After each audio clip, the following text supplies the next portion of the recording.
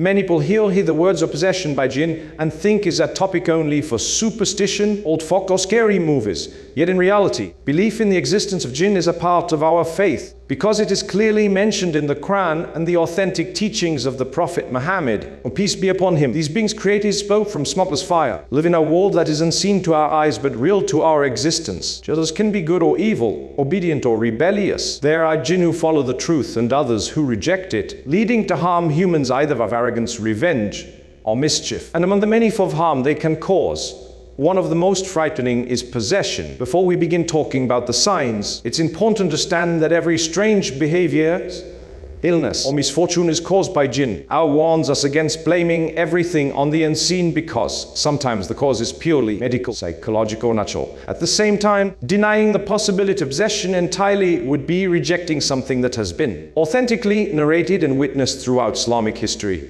The key is buying the truth, recognizing the signs, and approaching the cure in a way that is based on the Quran, Sunnah, and wisdom.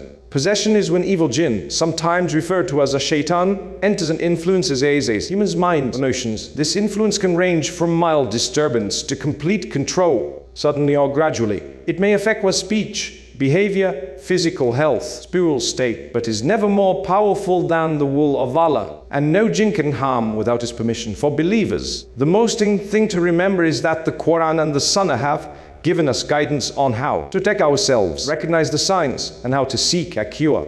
The reasons for possession. Why would a jinn possess a human? There are several possible reasons, and they vary depending on the nature of the jinn and the situation of the person. The most common cause mentioned by scholars are retaliation. Sometimes a jinn may feel wronged by a human even without the human realizing it. For example, it is possible to harm a jinn unintentionally by pouring water in a place they are present, killing one of kind without knowing, or disturbing them when they live in abandoned areas. In anger or revenge, that jinn may attempt to harm the person. Love or obsession, jinn become infatuated with humans. This may sound strange, but it is mentioned in Islamic texts and in the experiences of those who deal with ruqyah, is spiritual healing. A jinn fall in love and try to stay close to the person, leading to possession. One of the most dangerous causes of possession is black magic. In such cases, an evil magician uses the help of other jinn to harm someone. The jinn then the body victim cause illness, separation between loved ones, or destruction of peace in life. Weak faith and lack of protection. People who interpret remembrance of Allah and the day protective supplications leave themselves spiritually exposed. Just like a person who leaves their home without locking the door is more vulnerable to thieves. A person who remembrance of Allah is more vulnerable to whispers and harm of shaitan.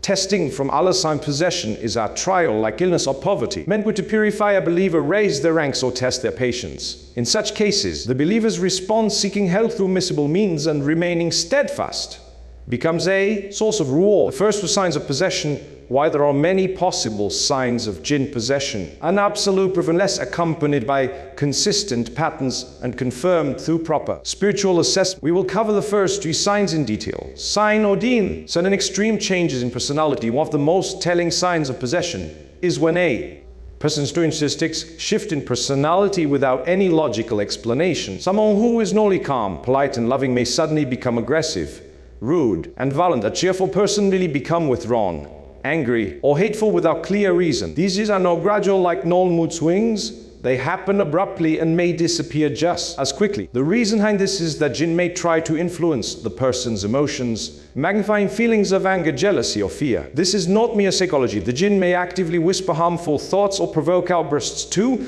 damage relationships and cause isolation. The cure involves 2 major steps: spiritual protection, consistent recitation of the morning and evening supplications, especially vis of protection from the Quran, such as Ayat al-Kursi in the last 2 chapters of the Quran. Ruqyah sessions where the Quran is recited over the person, combined with remembrance of Allah to weaken the jinn's hold. Sign dva. Disturbances during possession often manifest strongly during sleep because the person is in a vulnerable state. Common disturbances include nightmares, terrifying creatures, seeing black shadows, falling from high places, or being chased by animals. Some people waking up feeling strangled, unable to move, or sensing a heavy presence in the room. From Islamic perspective, some dreams may be purely from the subconscious, but repeating nightmares with specific patterns can be a sign of jinn interference. If a person consistently wakes up sweating or feeling pressure on the chest, and this is new to a medical condition, It should be taken seriously. The cure for this involves reciting the recommended supplications before sleeping, Quranic verses, sleeping in a state of wudu, as the Prophet, peace be upon him, recommended, avoiding complete darkness, and keeping a habit of sleeping on the right side facing the Qibla. For symptoms without medical cause, possession can sometimes cause physical symptoms that medical tests cannot explain. This may include some paralysis of limbs, strange pains that move from place to place, feeling whole of walk without reason, voluntary movements and shaking. In some cases, the person may experience seizures during the recitation of the Quran, yet medical scans show no abnormality. This happens because the jinn's presence in the body can interfere with the nervous system or creating physical reactions. These are not the same as ordinary illnesses. They often worsen during acts of worship and ease during neglect of worship, which is the opposite of medical conditions. The cure for such symptoms requires combining medical consultation with spiritual healing. Islamic is seeking medical treatment while also turning to ruqyah, because of course spiritual medical treatment alone may not solve it. Reciting Quran over water and drinking or bathing with it with the intention of healing has been practiced throughout Islamic history. In the first part, we explored the reality of jinn possession, the reasons it happens, and the first three clear signs that may point toward it: sudden personality changes, disturbances due to and unexplained physical symptoms. But the signs do not stop there. A person and the influence may experience other unusual behaviors, mental disturbances, and spiritual changes that cannot be explained by normal circumstances alone. These signs often appear in combination rather than in isolation, and the more signs that are present, the more likely the case requires a deeper spiritual investigation through permissible means like ruqyah. It is important to remind ourselves here that all strange or difficult situations are due to jinn possession. If a person suffers from depression, anxiety, memory loss, or physical weakness, it may simply be due to natural causes. Islam teaches balance. We do not ignore the unseen world, but we also do not jump to conclusions without evidence. The Prophet Muhammad, peace be upon him, encouraged believers to seek medical treatment alongside spiritual remedies. Therefore, if you suspect possession, it is wise to consult a trusted doctor and reliable ruqyah practitioner who follows the Quran and Sunnah. Avoid any form of shirk or innovation. Sanctity, strong aversion to Quran and acts of worship, perhaps one of the most telling signs of jinn possession, intense and natural aversion to anything related to the remembrance of Allah. A person who once loved to pray, listen to the Quran, or attend gatherings of remembrance may suddenly feel repelled by them. When the Quran is recited, they may feel physically uncomfortable, restless, or even in some cases, they might become angry, agitated, or try to leave the place immediately. This is because evil despise the words of Allah. Just as a thief fears the presence of a police officer, a possessing jinn fears the light of the Quran because it burns and weakens them. The closer a person draws to Allah, the more difficult it becomes for the jinn to remain within them. That is why you often find that such aversion appears during prayer, Quran recitation, or dhikr, and then disappears when the person is distracted with worldly matters. If this aversion is consistent and intense, it's a strong indicator that something unseen may be influencing the heart and mind. The cure here involves gradual exposure to the Quran, reciting small portions regularly, playing Quranic recitation in the home, and increasing acts of remembrance, even if it feels difficult at first. Sign Piat. Hearing voices or sensing in presence. Another serious sign of possession is when a person hears whispers or even full conversations that no one else can hear. These voices may mock, threaten, or give harmful instructions. Sometimes may pretend to be helpful or friendly at first, but their goal is to mislead and create confusion. In other cases, the person may feel as though someone is watching them constantly or standing nearby, even when alone. From an Islamic perspective, such experiences can be caused by jinn who attempt to break a person's mental and emotional stability. This is not to be confused with psychiatric illnesses such as schizophrenia, which can have similar symptoms. The difference is that in cases of jinn possession, these voices or sensations are often intensified during action but may disappear entirely when Quranic recitation is performed over the person. Cure for this involves consistent ruqyah, playing Quran recitations aloud in the home, and avoiding isolation. The Prophet, peace be upon him, encouraged believers to be in the company of others and not to give shaitan an opportunity to corner them in solitude, where whispers are strongest. Scientist, speaking in a voice or language the person never learned. There are cases where during episode of possession, the person speaks in a completely different voice, sometimes deep and harsh, sometimes unusual and distorted, or even in a language they have never learned. This phenomenon has been witnessed by many experienced ruqyah practitioners. It often happens when the jinn tries to communicate directly, especially during Quranic recitation.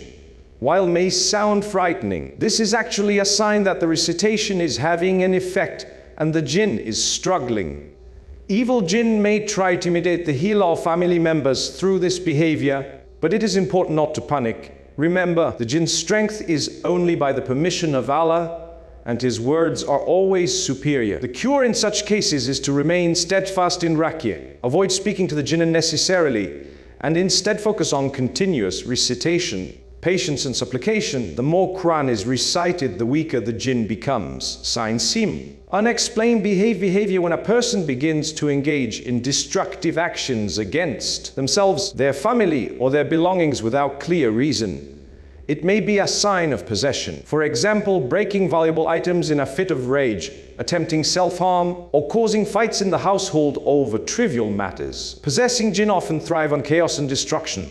They aim to break families apart, cause mistrust between friends, and push the person toward despair. This is why such destructive episodes often seem out of character for the individual. The cure is a combination of spiritual and practical steps: maintaining constant dhikr in the home, playing Quranic recitation regularly, avoiding situations that trigger rage or hopelessness, seeking professional help if there is a risk of self-harm, while also pursuing ruqyah. Supernatural physical strength or reaction during ruqyah. One of the most dramatic signs of possession is the person displays unusual physical strength, speed, or resistance far beyond their normal ability, especially during Quran recitation. For example, a physically weak person suddenly requires several people to restrain them during ruqyah, or they may thrash violently without tiring. This is because the jinn, when resisting expulsion, may use their own strength through the human body.